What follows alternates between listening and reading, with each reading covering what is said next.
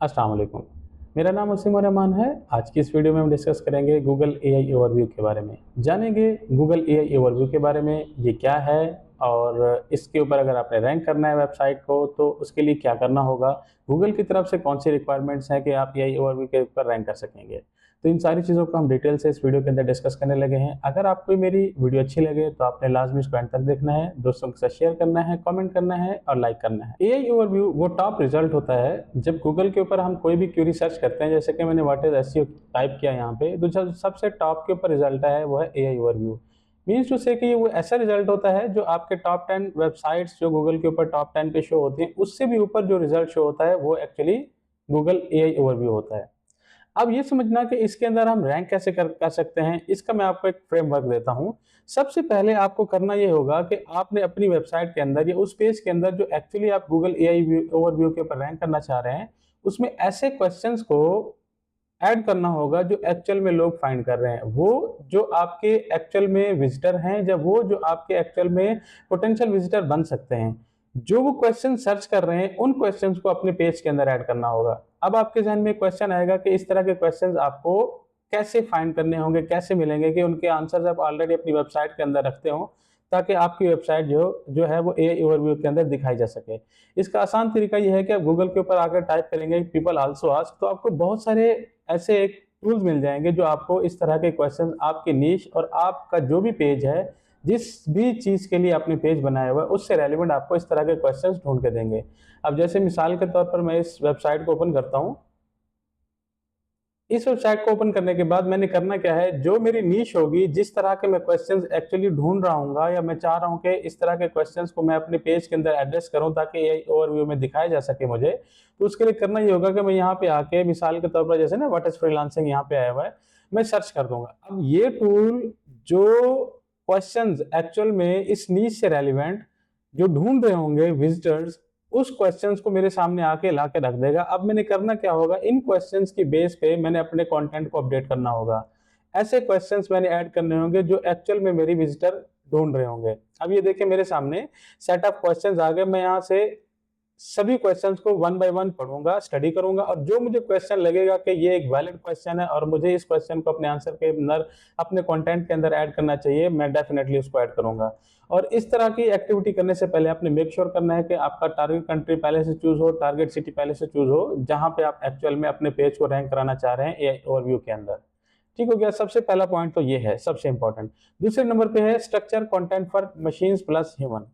अब हमने अपने पेज के जो स्ट्रक्चर है उसको इस तरह से ऑर्गेनाइज करना है, ऐसे हेडिंग सब हेडिंग्स देनी है कि एक भी विजिटर जैसे ही हमारी वेबसाइट के ऊपर आए तो पहले देखते साथ ही उसको समझ आ जाए कि इस पूरे पेज के अंदर एक्चुअली किस चीज़ को डिस्कस किया गया है, किस तरह के कंटेंट को जो है ना यहाँ पे एक्सप्लेन किया गया है। अगर मैं इस तरह की कोई क्यूरी सर्च कर रहा हूँ तो मुझे देखते साथ ही अंदाजा हो जाए कि क्या मेरा आंसर मुझे यहाँ पे मिलेगा या नहीं मिलेगा। तो आपने पूरे क्वेश्चन को इसी तरह से फॉर्मेट करना है और जो तरीका कार एक इंसान का, एक ह्यूमन का होता है पूरे पेज को देखने का, सेम टू सेम वो एआई का भी होता है। मीन्स टू से कि गूगल के क्रॉलर का भी होता है। गूगल क्रॉलर भी जैसे ही किसी पेज के ऊपर आता है तो सबसे पहले जो टेबल ऑफ कंटेंट है उसको देखता है, फिर आपके मेन हेडिंग्स और सब हेडिंग्स को अंडरस्टैंड करता है, फिर उसकी बेस पे जज करता है कि क्या आपके पेज को कंप्लीटली क्रॉल किया जाना चाहिए या नहीं किया जाना चाहिए। तो जब आपके पेज को कंप्लीटली क्रॉल किया जाएगा तो उसके बहुत ज्यादा चांसेस होंगे कि आपकी जो वेबसाइट है वो एआई ओवरव्यू के अंदर दिखाई जा सके। क्यों? क्योंकि आप कंटेंट जो है वो क्वालिटी कंटेंट दे रहे हो और ऐसा कंटेंट दे रहे हो जिसको यूजर भी, जो आपका व्यूअर है वो भी लाइक कर रहा है और इसके साथ साथ गूगल भी लाइक कर रहा है। तो ये इसका दूसरा पॉइंट हो गया। तीसरा पॉइंट है लिवरेज स्कीमा मार्कअप। आपकी वेबसाइट के ऊपर स्कीमा मार्कअप होना चाहिए। अगर आपको नहीं पता कि स्कीमा मार्कअप क्या होता है तो आप गूगल पे जाके यहाँ इस तरह से टाइप कर सकते हैं what is schema markup. Schema markup basically एक ऐसा कोड होता है जो हम बैकएंड पे वेबसाइट पे देते हैं और इस तरह का कंटेंट जो होता है, कोई भी कंटेंट जो आपने टॉप पे दिखाया हुआ है, इस कंटेंट के लिए गूगल जब स्कीमा मार्कअप को पीछे फाइंड करता है आपके कोड, आपकी वेबसाइट के कोडिंग के अंदर, तो वो ज्यादा आसानी से क्रॉल भी कर पाता है और आपके कंटेंट को ज्यादा अच्छे से अंडरस्टैंड कर पाता है।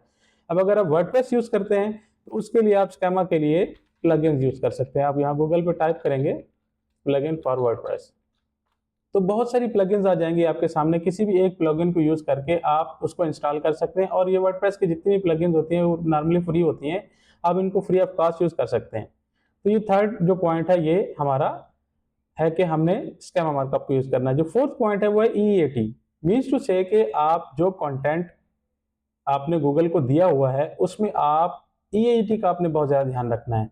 मीन्स टू से कि आपका जो एक्सपीरियंस है आपके कंटेंट के अंदर, वो एक्चुअली में जैसे ही रीडर उसको क्रॉल करे या रीडर अंडरस्टैंड करे या रीडर पढ़े, तो उसको पहले फुर्सत में पता चल जाना चाहिए कि आप एक एक्सपीरियंस पर्सन हैं। आपका कंटेंट, मिसाल के तौर पर मैं एक डॉक्टर हूँ, तो मैं ऐसी टेक्निकल टर्म्स को यूज करूँ जो टेक्निकल टर्म्स सिर्फ और सिर्फ एक्सपीरियंस डॉक्टर ही यूज करते हैं। ठीक है, तो इस तरह का कंटेंट आपका होना चाहिए कि जो पहली नज़र में ही एक विजिटर को बता दे कि आप एक एक्सपीरियंस्ड है, और इसी तरह से जो क्रॉलर है, गूगल का क्रॉलर है, वो भी इन चीज़ों को अंडरस्टैंड कर रहा होता है। अब एक्सपर्टीज नेक्स्ट स्टेप है। एक्सपर्टीज में होता है कि आपकी सर्टिफिकेशन, आप डॉक्टर हैं तो आप अपनी MBBS की डिग्री अपनी पेज के ऊपर डिस्प्ले करें, अपनी वेबसाइट के ऊपर डिस्प्ले करें, और आप लोगों को बताएं कि आप कितने बड़े डॉक्टर हैं, आपने कहाँ से, किस एरिया से आपने जो है ना ये डॉक्टर की डिग्री ली है, आप किस यूनिवर्सिटी से पढ़े, अपनी पूरी डिटेल वहाँ पे अपनी वेबसाइट के ऊपर मेंशन करनी है। और अपनी अथॉरिटी को बिल्ड करने के लिए आप ये करेंगे कि आप अपनी अपनी वेबसाइट को, अपने आप को एज ए ब्रांड जो है ना रिकॉग्नाइज कराएंगे। जब आपकी website as a brand recognise होगी तो गूगल भी उसको एज ए ब्रांड समझेगा। जब वो आपकी वेबसाइट को ब्रांड समझेगा तो उसके ऊपर वो ट्रस्ट भी करेगा। जब लोगों का ट्रस्ट आपकी वेबसाइट के ऊपर बनेगा और गूगल का ट्रस्ट आपकी वेबसाइट के ऊपर बनेगा, तो आप डेफिनेटली एक ब्रांडिंग की तरफ जाएंगे। तो ब्रांडिंग के लिए करना क्या होता है? ब्रांडिंग के लिए ये करना होता है कि आप ज्यादा से ज्यादा एक अच्छा कंटेंट दें, लोगों के उन मसाइल को ज्यादा से ज्यादा डिस्कस करें जो एक्चुअल में लोग प्रॉब्लम फेस कर रहे हैं। अब बीइंग अ डॉक्टर मुझे इस तरह का कंटेंट बनाना चाहिए जो लोगों को हेल्प कर सके। उसके साथ जब गूगल के ऊपर लोग मेरे नाम को आके सर्च करेंगे, मेरे ब्रांड को आके सर्च करेंगे, तो तभी मेरी जो वेबसाइट है वो एज ए ब्रांड रिकॉग्नाइज होना स्टार्ट होना शुरू हो जाएगी। तो एक बहुत बड़ा सिग्नल होता है गूगल के लिए और आपकी वेबसाइट के लिए कि आप जो है एक ब्रांड बन गए हैं। इसी तरह से ट्रस्ट, अब जो ट्रस्ट है, ट्रस्ट डेवलप होता है जब आप लोगों के, आप एक्चुअल में मसाइल हल करते हैं। जब आपका कंटेंट लोगों के प्रॉब्लम सॉर्ट आउट कर रहा होगा और आपका कंटेंट, मिसाल के तौर पर मैं डॉक्टर हूं, अगर कोई विजिटर आप मेरी वेबसाइट के ऊपर आके सर्च करता है डॉक्टर को, और मेरी वेबसाइट सबसे टॉप पे आती है, और वेबसाइट को सर्च करने के बाद, मेरी वेबसाइट के ऊपर आने के बाद वो पर्सन मुझे डायरेक्टली कांटेक्ट करता है, तो गूगल इस चीज को एज ए सिग्नल लेता है कि जो वेबसाइट का पर्सन है वो रियल है, और एक पेशेंट जो सर्च कर रहा था किसी डॉक्टर को, उसको एक डॉक्टर मिल गया है। तो ये एक ट्रस्ट सिग्नल गूगल की तरफ जाता है। तो एक ट्रस्ट सिग्नल आपका इस तरह से भी जाना चाहिए। दूसरा ये कि आप जो भी कंटेंट बनाएं, एक्चुअल में आप अपने विजिटर के, आप अपनी टारगेट ऑडियंस के प्रॉब्लम को सॉर्ट आउट करें। ठीक हो गया। आगे बढ़ते हैं। Use simple natural language. आपने ऐसा कंटेंट यूज करना है, ऐसी वर्डिंग यूज करनी है कि एक 5वीं जमात का, 6ठी जमात का भी एक जो स्टूडेंट है उसको आसानी से पढ़ सके। ऐसा ना हो कि आपका कंटेंट इतना हैवी वर्ड्स का यूज करे, एक ऐसे एकेडमिक वर्ड का यूज करे कि कोई आम पर्सन उनको अंडरस्टैंड ही ना कर पाए। तो आपका कंटेंट ऐसा होना चाहिए कि वो बिल्कुल इजी टू अंडरस्टैंड हो, इजी टू रीड हो। उसके बाद जो नेक्स्ट स्टेप है, optimise for multi source validation. ये एक इंपॉर्टेंट पॉइंट है, इसको आपको ना बड़ा डीपली अंडरस्टैंड करना होगा। मीन्स टू से कि जब भी आप अपने वेबसाइट के ऊपर कोई कंटेंट देते हैं, कोई कॉन्सेप्ट देते हैं, तो आपका जो कंटेंट है या जो कॉन्सेप्ट है, जो हाई लेवल की, हाई अथॉरिटी वेबसाइट है, उनके साथ कॉन्ट्राडिक्ट ना करे। मीन्स टू से कि एक कोई वेबसाइट आपने लॉन्च की है, उसके ऊपर एक एग्जांपल देता हूँ कि एक नई न्यू जो है ना गवर्नमेंट की तरफ से कोई कंपेन लॉन्च हुई है, या कोई जो है ना गवर्नमेंट ने कोई जो है ना एक न्यू स्कीम लॉन्च की है। अब जितनी बड़ी बड़ी अथॉरिटेटिव वेबसाइट हैं, जो न्यूज एजेंसीज हैं या न्यूज वेबसाइट्स हैं, वो सारी की सारी उस खबर को रिपोर्ट कर रही हैं और बता रही हैं कि इस तरह के जो है ना गवर्नमेंट ने ना न्यू जो है ना लॉन्च की है एक कंपेन। ठीक हो गया। अब आपकी जो वेबसाइट है वो उस चीज को कंट्राडिक्ट कर रही है और ये बता रही हो कि नहीं, ऐसी कोई न्यूज नहीं आई गवर्नमेंट की तरफ से, और ना ही इसको गवर्नमेंट जो है ना ओन कर रही है। तो जब आप इस तरह की इंफॉर्मेशन अपनी वेबसाइट के ऊपर देंगे जो बड़ी बड़ी न्यूज कंपनीज के साथ कंट्राडिक्ट कर रही होगी, जो अथॉरिटेटिव वेबसाइट्स हैं उनके साथ कंट्राडिक्ट कर रही होगी, तो आपकी वेबसाइट कभी भी गूगल एआई ओवरव्यू के अंदर नहीं आ सकेगी।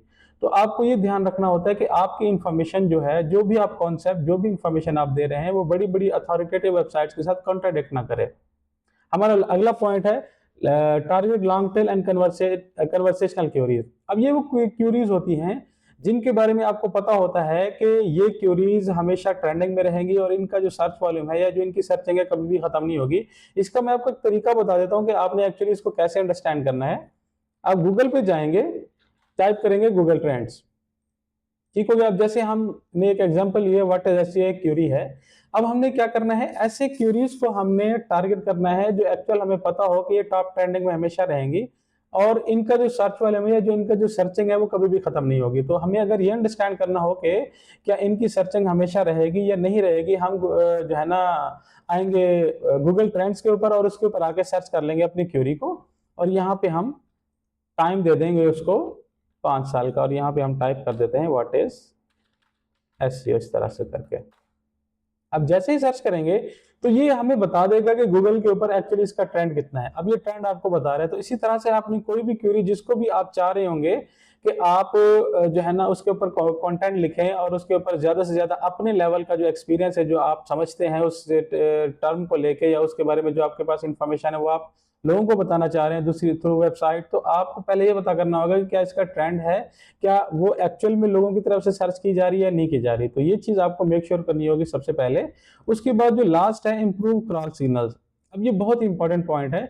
Improve crawl signal, crawl signals किस तरह से इंप्रूव किया जा सकता है, इसका जो सबसे बेस्ट और आसान तरीका है और सबसे जबरदस्त और सूटेबल और सबसे आसान है वो ये है कि आप अपने कंटेंट को हमेशा रिफ्रेश रखेंगे। मीन्स टू से कि आपने एक कंटेंट अगर 2 हफ्ते पहले या 4 हफ्ते पहले अपडेट किया था या 4 हफ्ते पहले पब्लिश किया था, तो ऐसा नहीं है कि पब्लिश करने के बाद आपने उसको छोड़ देना है। 2 महीनों बाद फिर आपने उसके अंदर कोई नई अपडेट, कोई नया जो है ना कंटेंट या कोई नई इंफॉर्मेशन उसके अंदर ऐड करनी है। जब आप इस तरह से करते रहेंगे, नई से नई information time to time add करते रहेंगे, तो गूगल क्रॉलर भी उसको बार बार क्रॉल करेगा। जैसे ही वो देखेगा इसके ऊपर कोई नई इंफॉर्मेशन नहीं है तो गूगल फौरन से पहले आएगा, क्रॉल करेगा। तो इस क्रॉलिंग प्रोसेस से जब वो बार बार आपकी वेबसाइट के ऊपर आएगा तो इससे ये होगा कि बहुत ज्यादा चांसेस आपके जो है ना वेबसाइट के हो जाएंगे कि वो गूगल एआई ओवरव्यू के अंदर दिखाई दे, क्योंकि गूगल एआई ओवरव्यू के अंदर सबसे ज्यादा चांसेस उन वेबसाइट्स के होते हैं जो अपनी अथॉरिटी बिल्ड करते हैं। तो ये जो मैंने आपको सारा प्रोसेस बताया, ये सारा का सारा प्रोसेस एक्चुअली अथॉरिटी बिल्ड करने के लिए आपकी वेबसाइट की। जैसे जैसे आपकी वेबसाइट की अथॉरिटी बिल्ड होती चली जाएगी, उसी तरह से आपकी जो वेबसाइट का जो ज्यादा से ज्यादा क्यूरीज हैं, ज्यादा से ज्यादा जो सर्चेस हैं, वो आपकी एआई ओवरव्यू के अंदर आना शुरू हो जाएंगी। तो आपने मेक श्योर करना है कि इस पूरे प्रोसेस को अच्छे से डीपली स्टडी करना है, डीपली फॉलो करना है। अगर आपको इसमें कोई चीज समझ नहीं है तो आपने डेफिनेटली मुझे आप कमेंट सेक्शन में पूछ सकते हैं। अगर आपको मेरी वीडियो अच्छी लगी है तो इसको लाइक करें, कमेंट करें। थैंक यू, आज के लिए इतना ही।